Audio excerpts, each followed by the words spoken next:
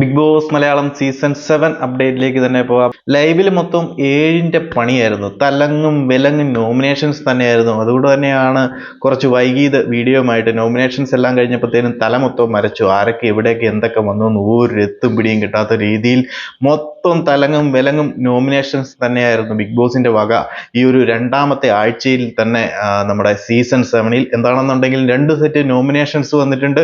നമുക്ക് ഓരോ സെറ്റും ഓരോ സെറ്റായിട്ട് 2 വീഡിയോ ആയിട്ട് പറയാം. എല്ലാം കൂടെ ഒന്നിച്ച് പറഞ്ഞു കഴിഞ്ഞാൽ മൊത്തം കൺഫ്യൂഷൻസ് ആകും. സോ നമുക്ക് ആദ്യം തന്നെ മിഡ് വീക്ക് എവിഷനിലേക്ക് പോകാം. നമുക്ക് ഈ ഒരു രണ്ടാമത്തെ ആഴ്ചയിൽ തന്നെ, ആദ്യത്തെ ആഴ്ചയിൽ തന്നെ ഓൾറെഡി നമ്മുടെ പുകഞ്ഞ പുള്ളി പുറത്തുനിന്നും പറഞ്ഞുകൊണ്ട് ഒരു ടാസ്ക് ഒക്കെ ഇട്ട് മിഡ് വീക്ക് എവിഷന് വേണ്ടിയിട്ടുള്ള സാധ്യതകളൊക്കെ ബിഗ് ബോസ് തുടങ്ങിയിരുന്നു. ഈ ഒരു ആഴ്ചയും മിഡ് വീക്ക് എവിഷൻ നടത്താനുള്ള പരിപാടികളാണ് ബിഗ് ബോസിന്റെ സൈഡിൽ നിന്നും. അത് കംപ്ലീറ്റ്ലി പ്രേക്ഷകരുടെ വോട്ടിന്റെ അടിസ്ഥാനത്തിലല്ല, പെർഫോമൻസിന്റെ അടിസ്ഥാനത്തിലാണ്. അതായത് മുൻ സീസണുകളിലേക്ക് പോലെ വെറുതെ അവിടെ തിന്നുകുടിച്ച് നിൽക്കാനൊന്നും ബിഗ് ബോസ് സമ്മതിക്കില്ല എന്നാണ് പറയുന്നത്. നല്ല രീതിയിൽ പെർഫോമൻസും കാര്യങ്ങളും ഉണ്ടെന്നുണ്ടെങ്കിൽ മിഡ് വീക്ക് എവിഷൻ നടക്കാനുള്ള സാധ്യതകളില്ല. എന്താണെന്നുണ്ടെങ്കിൽ നമുക്ക് നോക്കാം.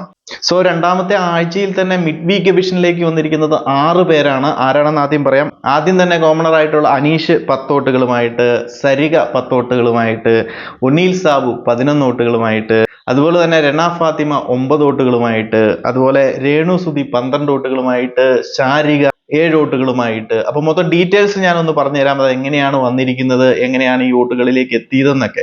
അപ്പൊ മിഡ് വീക്ക് എവിഷൻ എന്ന് പറഞ്ഞു കഴിഞ്ഞാൽ ബിഗ് ബോസ് എല്ലാവരുടെയും പേര് വെച്ച് ഒരു ബോർഡും കാര്യങ്ങളും ഒക്കെ കൊണ്ടുവന്ന് വെച്ചു. എന്നിട്ട് കണ്ടസ്റ്റൻസിനോടെല്ലാം പറഞ്ഞു, നിങ്ങൾ എന്തുകൊണ്ട് ഇവിടെ നിൽക്കണം എന്നുള്ളതിനെ പറ്റി നിങ്ങൾ ഒരു സ്പീച്ച് നടത്തുക. മറ്റുള്ള കണ്ടസ്റ്റൻസിനെ കൺവിൻസ് ആകുന്ന രീതിയിൽ നിങ്ങൾ എന്തുകൊണ്ട് ഈ ഒരു വീട്ടിൽ ഈ ഒരാഴ്ച നിൽക്കണം എന്നുള്ള ഒരു സ്പീച്ച് പറയുക. ആ ഒരു സ്പീച്ച് കൺവിൻസ് ആയി മറ്റ് കണ്ടസ്റ്റൻസ് അത് ആ ഒരു കൺവിൻസിങ് സ്പീച്ച് പോരാ, അല്ലെന്നുണ്ടെങ്കിൽ അത്രയ്ക്ക് സാറ്റിസ്ഫൈഡ് ആയില്ല എന്ന് തോന്നുന്ന 6 കണ്ടസ്റ്റൻസിനെ നോമിനേറ്റ് ചെയ്യാനാണ് ബിഗ് ബോസ് പറഞ്ഞത്. അങ്ങനെ മൊത്തം കണ്ടസ്റ്റൻസ് എല്ലാവരും കൂടി ഓരോ കണ്ടസ്റ്റൻസും അവരവരുടെ കാരണങ്ങളും എല്ലാം വ്യക്തമാക്കി, എന്തുകൊണ്ട് ഞാനിവിടെ നിൽക്കുന്നു, എന്താണ് ഈ ഒരാഴ്ചകളും അല്ല കഴിഞ്ഞ ആഴ്ചകളിൽ ഞാൻ ചെയ്തത് എന്നൊക്കെ വ്യക്തമാക്കിയിട്ട് എല്ലാ കണ്ടസ്റ്റൻസും, നമ്മുടെ 19 കണ്ടസ്റ്റൻസും അവിടെ വന്ന് നിന്ന് പറഞ്ഞു. പിന്നെ ഓരോ കണ്ടസ്റ്റൻസും വന്നിട്ട് ഓരോ ആൾക്കാർക്കും 6 പേരെ വെച്ചിട്ട് സെലക്ട് ചെയ്തു.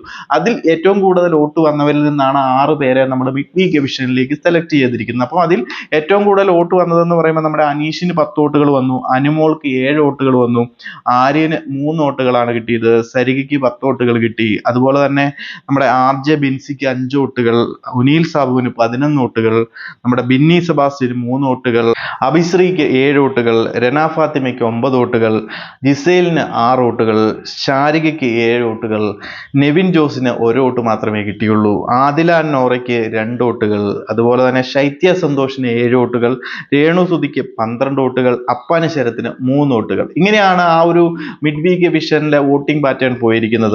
ഇവരിൽ നിന്നാണ് 6 പേരെ നമ്മുടെ മിഡ് വീക്ക് എവിഷനിലേക്ക് ബിഗ് ബോസ് തെരഞ്ഞെടുത്തിരിക്കുന്നത്. അപ്പം ഈ ഒരു 6 പേരിലേക്ക് 5 പേരുകളും അനീഷ്, സരിക, ഒനീൽ, രേണു, രന ഫാത്തിമ, ഇവർ 5 പേർക്കും കഴിഞ്ഞ് 6ാമതൊരാൾക്ക് വേണ്ടിയിട്ട് നമ്മുടെ അനുമോള്, അഭിശ്രീ, അതുപോലെ തന്നെ ശാരിക, ശൈത്യ, ഇവർക്ക് 4 പേർക്കും 7 വോട്ടുകളുമായിട്ട് സെയിം പൊസിഷനിൽ വന്നു കഴിഞ്ഞപ്പോൾ ഒന്നുകൂടെ എല്ലാ കണ്ടസ്റ്റൻസും കൂടെ വോട്ടെടുപ്പും കാര്യങ്ങളും ഒക്കെ നടത്തി കഴിഞ്ഞു കഴിഞ്ഞപ്പോൾ അതിൽ ശാരികയ്ക്കാണ് എല്ലാവരും കൂടെ സെലക്ട് ചെയ്തെടുത്തിരിക്കുന്നത്. അങ്ങനെ മൊത്തം 6 കണ്ടസ്റ്റൻസ് ആണ് നമ്മുടെ മിഡ് വീക്ക് എവിഷനിലേക്ക് വന്നിരിക്കുന്നത്.